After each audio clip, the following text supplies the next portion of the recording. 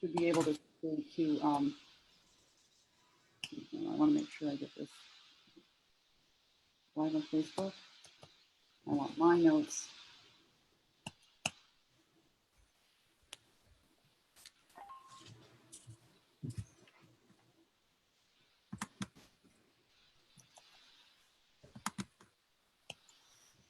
Start off my phone. Okay, now I can't see this on Facebook and I want to get this out of my face here. So hopefully this is gonna, hopefully it's not okay. My intro speech is about 2 minutes. Is that okay? That's good. Yeah, yeah. And I think, yeah, I think this will work well. Because we've only got, oh, Harry is here. Okay. Oh, wait a minute, Harry. He was going to do the afternoon. I'll let him on and explain that to him. I'll tell you what, if he needs to go now, it's fine because we do have enough. It's almost like 9 o'clock. So, Harry, are you here to observe or because you were listed for the afternoon? Yeah, I'm just here to observe. Okay. All right. In that case, I'm going to mute you again. No problem. Or if you would mute yourself, please. Sure. Okay. All right. At this point, I'm going to admit.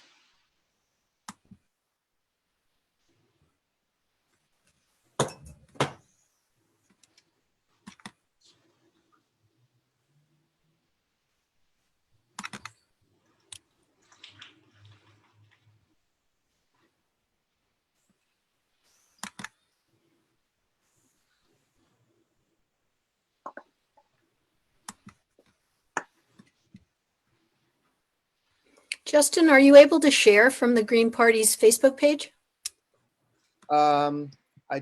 Well, let me reload it. I'm on the page. I can see us and I click the share button, but it doesn't let me share. I was Oh, going to here we share it are. to my. Huh. Maybe it will have to wait. That's kind of strange, but. Well, if I click, See us and I click the share button, but it doesn't let me share. I was Oh, going to here we share it. are. oh, I'm having the same issue. Huh. Maybe it will have to Okay. wait. That's kind of strange, but.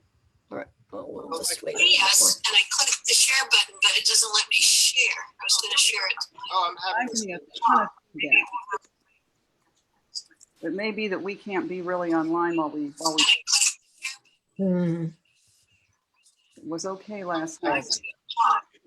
Yeah, it's going to probably feed back because there's that delay. Yeah. So Yeah. I might ask you guys to just turn off the Okay. and see how that works. Let's do a quick. Let's see how that works. I'm going to get started here because we've let in the press. I want to make sure that everybody is in the room. I would like to go ahead and get started. And to do that, I'm going to start the recording again.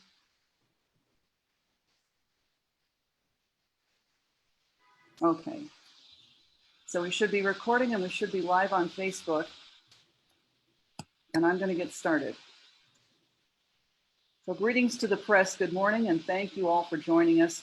This is our premier inaugural series virtual press conferences for the Green Party of the United States 2020 Presidential Nominating Convention. This is an experiment for us, probably for most of you. So before this gets started, I want to go over a few points.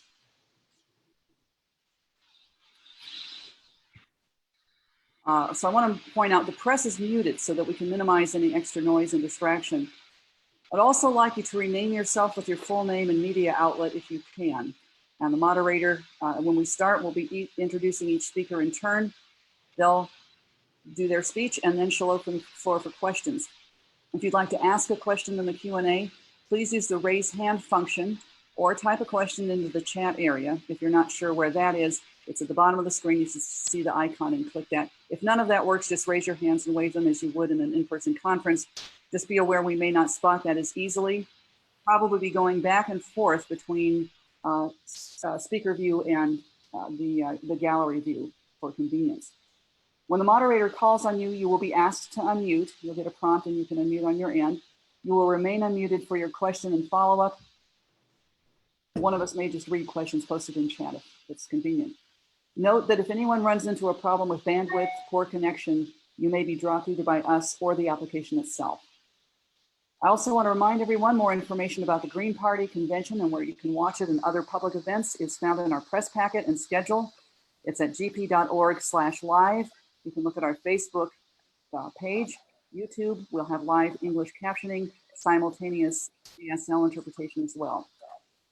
I'll introduce quickly now our moderator, Gloria Matera. She's been a member of the Green Party since 2001 when she ran for New York City City Council. In 2010, she ran for lieutenant governor as Howie Hawkins' running mate. Together, they earned at least 10% of the votes, or 50,000 votes, which merited the Green Party of New York ballot status. So Gloria, I'm going to turn it over to you. Take it away, Gloria.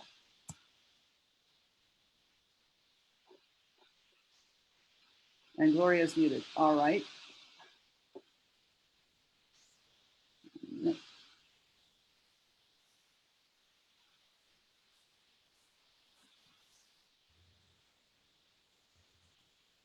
Sorry, thanks, Holly. It was a little noisy in the background here while you were speaking. So good morning, everyone, and welcome to the 2020 Green Party of the United States annual meeting and presidential nominating convention. You know, obviously the main event is for the delegates to vote for our presidential and vice presidential nominee, but it's also important to bring the Green Party message of sustainability, peace, and social and economic justice to as many voters as possible. And that's why I'm really pleased to be able to bring you some of our other candidates running for federal office. So our first candidate, Joseph Nahum. He's a congressional candidate for the 4th District in Nassau, Long Island, New York. Joseph is a sanitation boat captain for the town of Hempstead, a husband, a stay-at-home dad who managed to give his son a loving attention while organizing for the Green Party. And since we work in New York together, I can attest to that directly.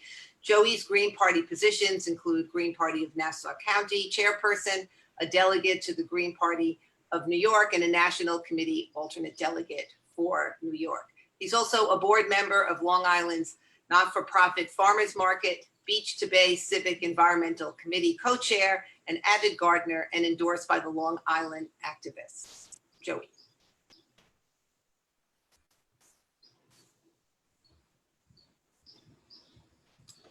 Okay, Joey, one moment.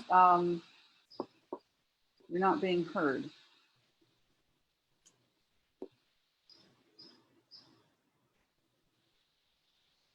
And you are unmuted, apparently.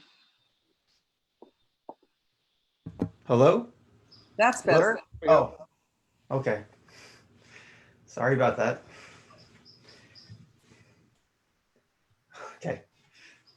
Good morning. Thank you to the organizers of the Green Party Presidential Nominating Convention for inviting me to speak here with you. It has been a long-standing Sephardic tradition of my family to service others.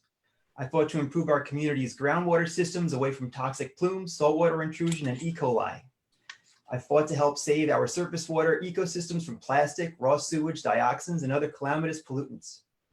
But while I've done everything I can at home, the status quo in Washington has been just that, a status quo. I am running for Congress because I am renting the earth from my children.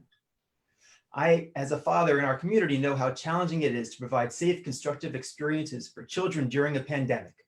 Parents cannot compromise on healthy and peacefully stimulating environments to transition our families to. Most of our government officials have been assuming the status quo is the answer you need.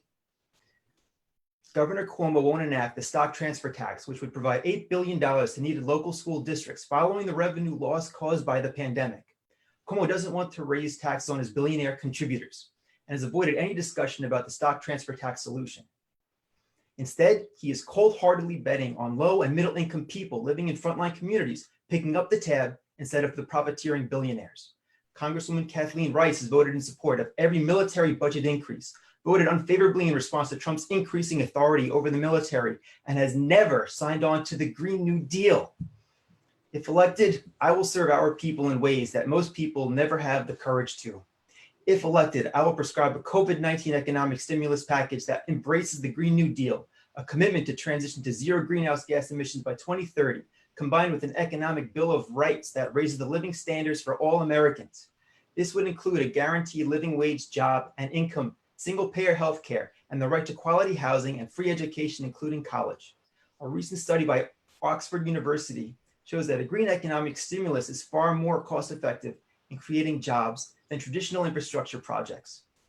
Climate change poses an existential threat to the future of life on the planet. The two corporate parties have wasted the last 3 decades. We need to radically transform our country's energy and political system in the next decade. The House Democratic leadership this week proposed another 3 decades for a partial reduction in emissions, while the GOP focuses on protecting the profits and wealth of the fossil fuel industry and the financial backers. Even more progressive Democrats like AOC have failed to call for a halt in new fossil fuel infrastructure or a ban on fracking. The Democrats still focus on increasing profits for private investors with schemes like carbon capture and sequestration and promotion of biomass, helping factory farming. In 2012, our city of Long Beach, New York was inundated with raw sewage, and tens of thousands of us were displaced as a result of Superstorm Sandy. Democrats just give this issue lip service, including the need to help third world countries survive the crisis industrial polluting nations have caused. Mind you that low-income and frontline communities have always been disproportionately and negatively impacted by this perpetuating climate crisis, COVID-19, and police brutality. If elected, I will fund our Green New Deal proposals with a 75% cut in the military budget, higher taxes on the wealthy, and a robust carbon tax starting at least $40 a ton. And I hope that you share this campaign and join us as we raise high the banner of social justice, principles, protecting the quality of our environment, and human rights to change the world now. Please join our cause at josephnahem.com. Thank you. Thank you, Joseph. Our next candidate, Justin Paglino, is the Green Party candidate for United States Congress, Connecticut's 3rd District. Justin is an MD and a PhD who recently transitioned from work in science and virology to dedicate more time to political activism. He lives with his wife and 2 children, teaches piano, and plays piano and keyboards in a few local bands. As a physician and an organizer, Justin believes that we all deserve health care, regardless of how much we can afford to pay, and that Medicare for all is the right of all Americans. Justin. Oh, thank you very much, Gloria. Good morning to everyone. Thanks for coming. Hope you're all are well. I am Dr. Justin Paglino. I've never run for office before. As Gloria said, I come from a medical and a science background. I have an MD and I have a PhD in virology. I'm here because I believe we all deserve healthcare, and I want to work to see that we get Medicare for all. Today in America, many go without needed drugs, doctor's visits, or surgeries simply because they can't afford them. Many go bankrupt just trying to pay their medical bills, many of these people with health insurance. Under Medicare for All legislation, everyone would get health care. Any person would be able to go to any doctor or hospital and get care, but all the charges would be paid by a single payer, Uncle Sam. How much would this cost? Less. A recent scientific review of the studies on this question show that Medicare for All would be less expensive than our current system, up to 15% cheaper, saving us up to $500 billion a year. So we really need to do this, and we really have no excuse not to extend healthcare to all Americans. The cost, again, which would be less, could be covered using our progressive income tax system. That's how I prefer to have it funded.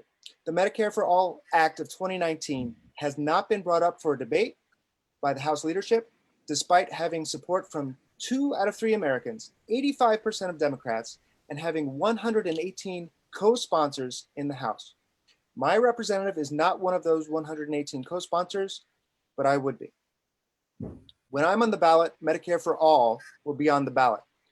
There are many other issues I am passionate about, but I know that the skills I've developed from my science career could be applied to addressing all these issues, any issue that a congressperson has to face.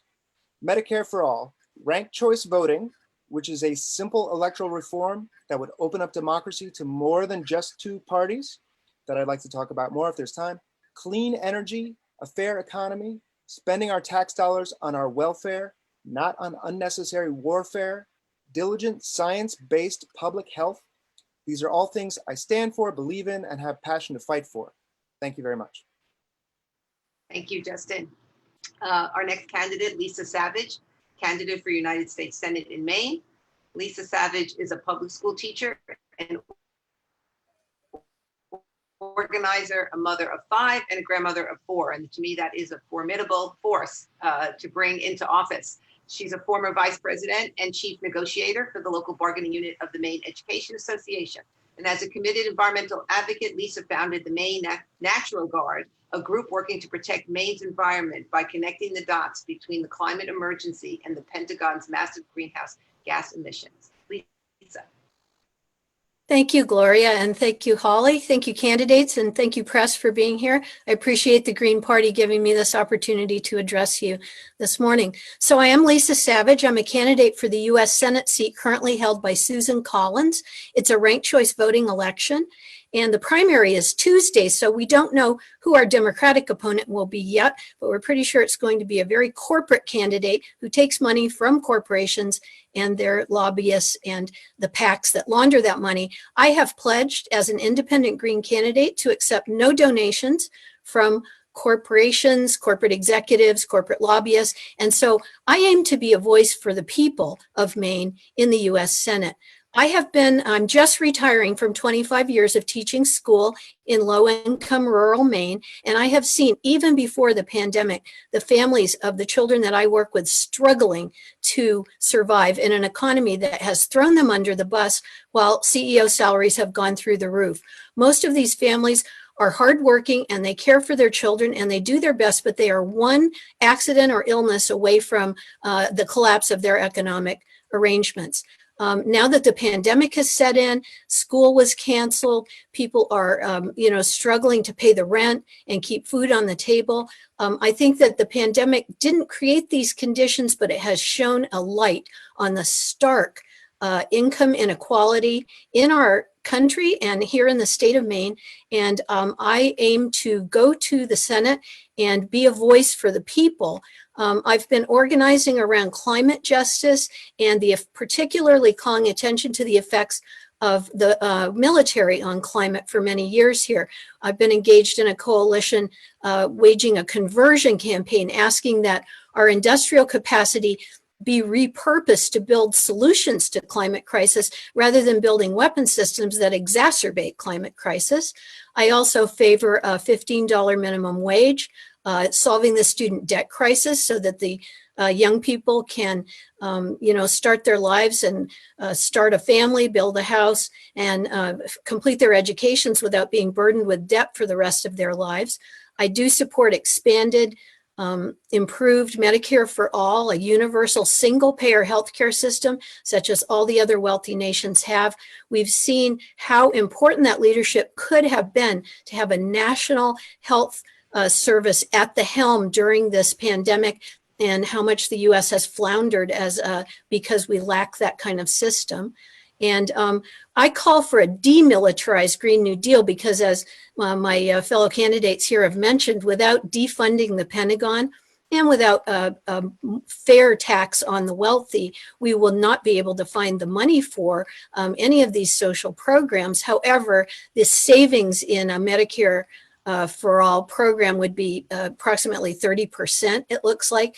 And the Pentagon really, at this point, gets about 70% of the discretionary federal budget each year. It shows on the books as maybe 54 or 55%, but they hide all the nuclear weapons in the Energy Department budget line. And also the Veterans Administration is its own budget line. I'm certainly not in favor of defunding the Veterans Administration, but I do think we need a realistic accounting of exactly how much American taxpayers devote to the military project each year. Obviously, I'm very pro-education. I think that public education has been underfunded my entire lifetime, and I would like to see free public higher education as well. I don't think that students should be graduating from a state university with a mountain of debt. So I thank the Green Party very much for your support and for your time today. We're in it to win it. And under ranked choice voting, we really have a shot at electing a senator for people, planet, and peace. Our website is lisaformaine.org. So check us out, and we'd love to have you on the team. Thank you. Great, thank you. Thanks to all our candidates. And now there's an opportunity for any press in the room. Just raise your hand and we'll call on you to ask a question to any or all of our candidates.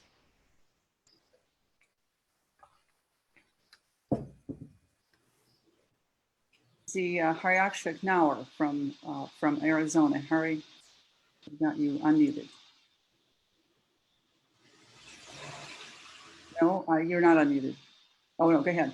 Sorry, go ahead.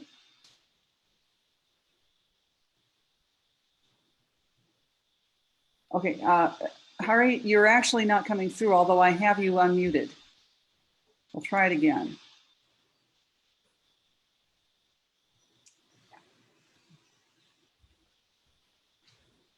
Okay. Hari, nothing is coming through. You're unmuted, but let's go to another person if we can and work on the end on your side. Why not do that? I would also mention those of you who have your videos off, it would probably be helpful if you turn them on. We can get an idea of who is speaking, but anybody else have a question?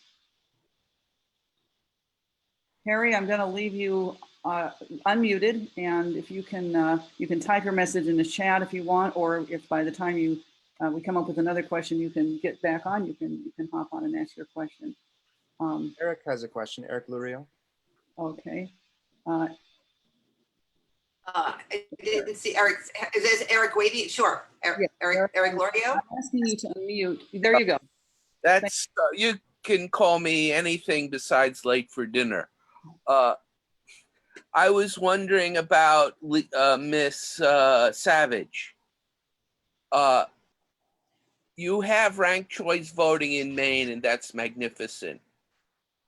Considering, would you be willing to endorse the Democrat as the your second choice in the fall election, considering, that Susan Collins is still kind of running first in the polls, and we need to get rid of her as soon as is humanly possible? Yeah, thanks for that question. I certainly would consider endorsing the Democratic candidate, whoever that may be, as a second choice. It remains to be seen exactly who's going to be on the ballot, though, because there's another independent candidate who is suing for ballot access because of the pandemic. Tiffany Bond, an independent, was unable to gather the requisite number of signatures.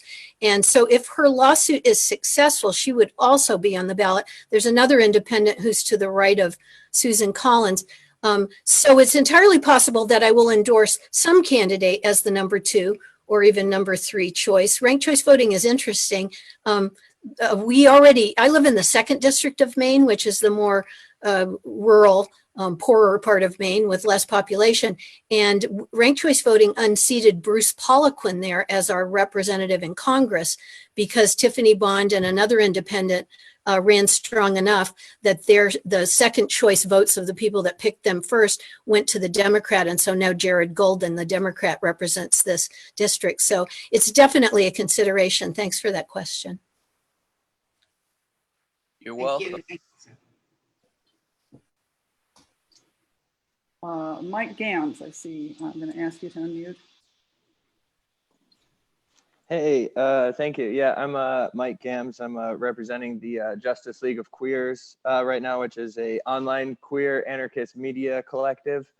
And I guess I had a question for all 3 candidates. I know that both of our presidential candidates have addressed this issue before, but I wanted to ask all of y'all whether or not you support the federal decriminalization of sex work, and particularly things such as repealing Sesta Fosta, which are legislation that the sex work community have been advocating against. So thank you. Right. Well, I can say that I know that with sex workers, there's a concern for their health and safety and well-being when what is being done is illegal, because they have they're living in the shadows. They can't reach out to have the resources that they might need to get adequate attention to their if they're being abused, if they have disease, and they're afraid of being arrested. So in general, I'm not extremely familiar with a particular legislation you mentioned. I'm not familiar with it, but I would be interested in learning about it. And I mean, if you want to reach out to me at justin@justinforall.org, I could try to come up with a more comprehensive response. But in general, yes, I can at least say that I'm sympathetic to the plight of sex workers who are in that difficult position and suffering health consequences. Thank you, Justin. Any other candidates? I'll happily weigh in on this. I would echo what Justin said. Personally, there are, a lot of troubling stories if you see human trafficking, that the catalyst is sex work, and there's definitely a need for decriminalizing this because it is a black market situation where there's no regulation. And so, yeah, ultimately, I would say I'd like to decriminalize sex work. But in regards to the second, I think you had a specific policy or proposal that you were raising. Would you mind going into that a little deeper?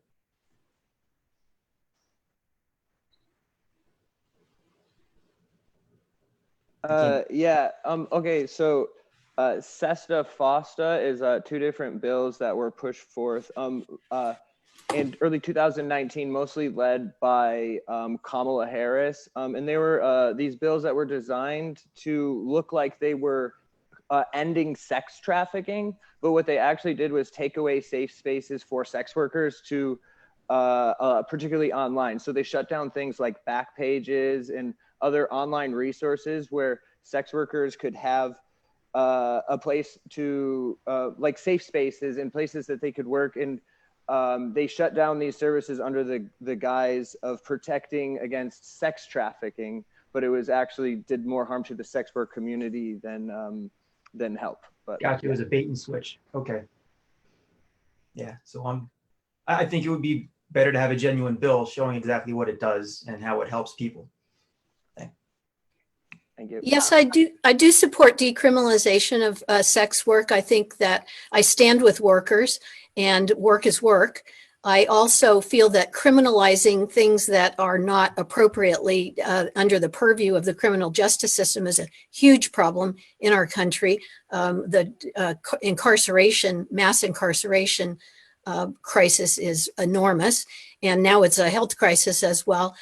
Certainly, we would want legislation that would protect vulnerable people from being trafficked for sex, but I appreciate your enlightening us a little bit about those two bills. Thank you. Well, thank Thanks, you all everyone. for your answers. Yes. Thank you, Mike. Next question. If we have. I see Michael Kirby. I'm asking to unmute. Michael Kirby of FedNet.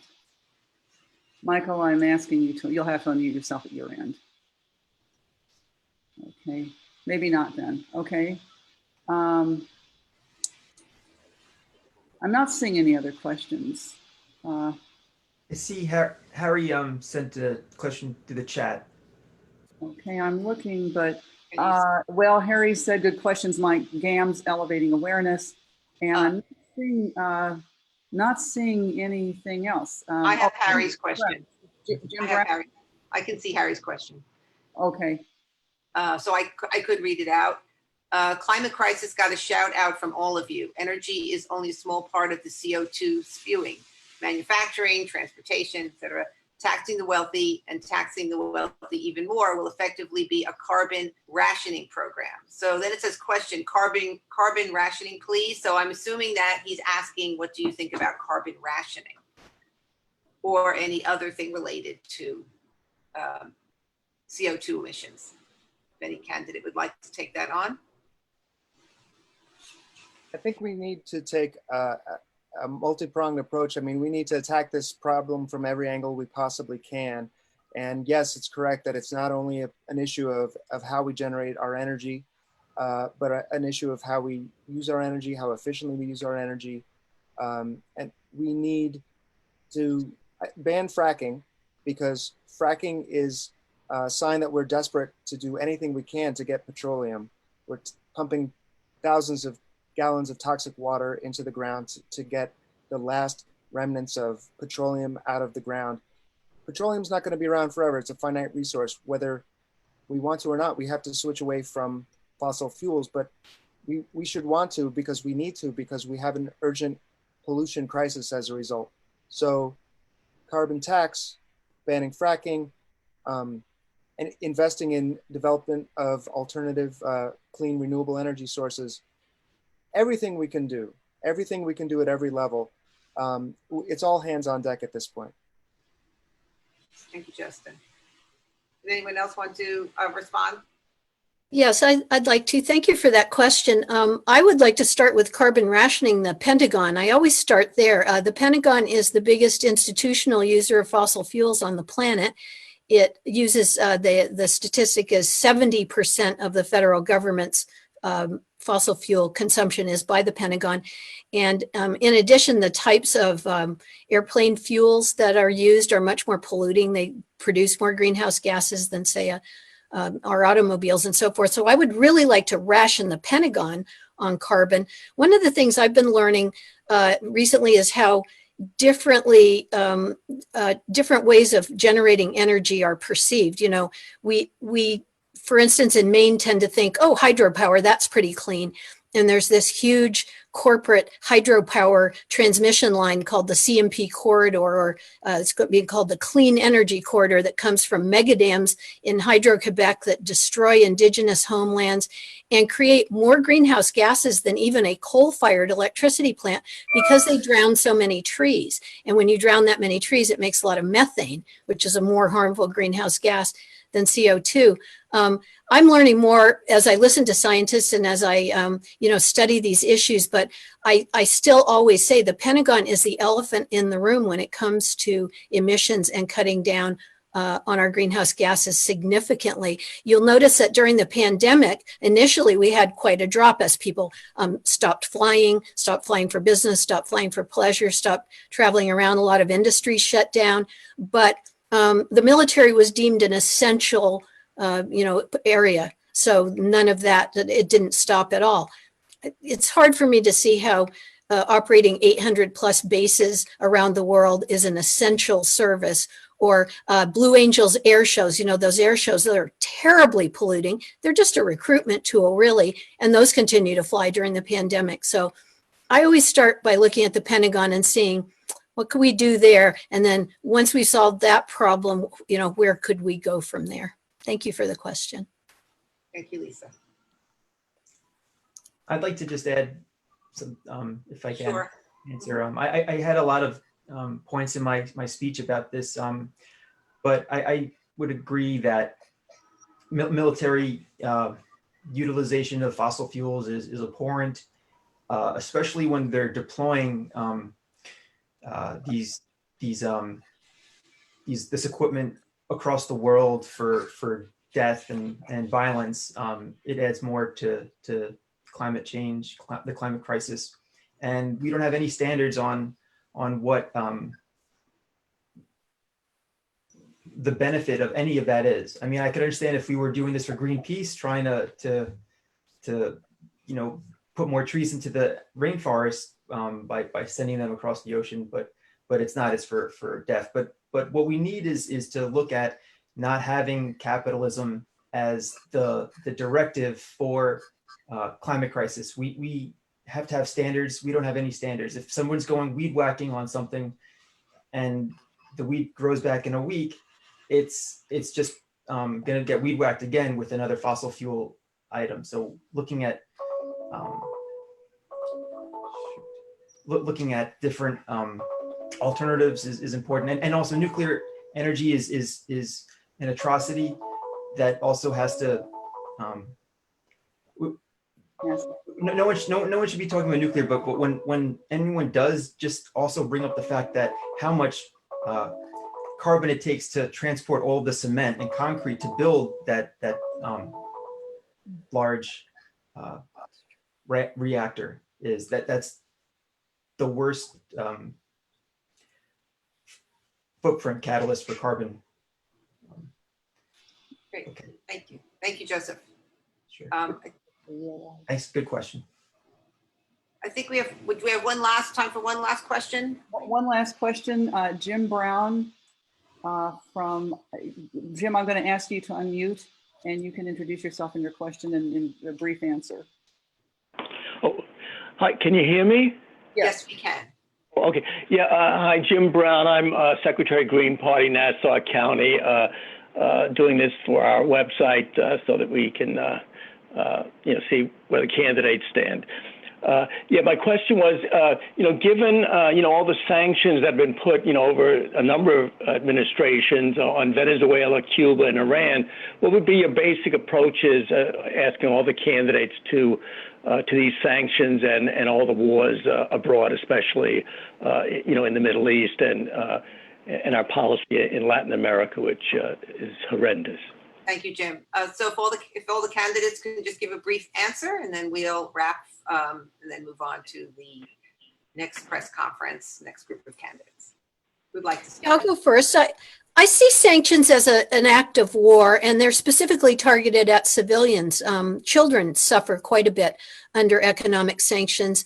I think that this has been used as a method of control by the U.S. for years now. It's not okay with me, and I think that those sanctions should come to an end. Thank you for the question. Yeah, and I would like to second that. I think it's clear when you look at our foreign policy that it is not so much motivated by but in general, it's not motivated by a desire to spread democracy or spread humanitarian values. In many cases, our motivation seems to clearly be economic, although this is never admitted and never spoken plainly. But, it seems to be no coincidence that many of our military conflicts happen to be in the region of the world that is rich in oil, the Middle East, Venezuela. And so I think we need to reorient our foreign policy so that the priority is not self-advancement of our economy, but the goal needs to be peace and cooperation. And, I think there's many people who have suffered from our continuing efforts to advance our economic interests. I think the military of the United States has been used as a tool, unfortunately, by a small minority of Americans who have a goal of advancing economic interests, the Iraq War, for example, and many others. So, but I'll stop there. Thank you. Joseph, did you want to comment? Yes, please. I'd like to say that it's very important if we look at the effect that our economic sanctions have had on countries, especially in Latin America, and how they're actually one of the biggest factors causing refugees who are fleeing their nations and coming across borders. And what's abhorrent also is seeing leaders in the neighboring countries fear-mongering about how the situation is something that could have been prevented simply by being even more hard and ruthless. And I don't believe that that's what our nation should be about. We should be about building bridges, not walls.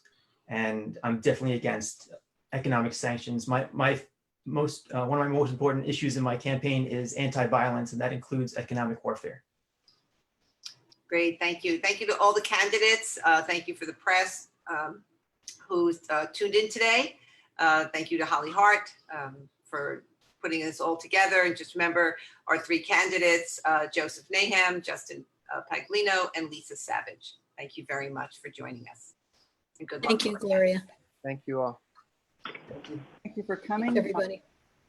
We're going to go off of Facebook.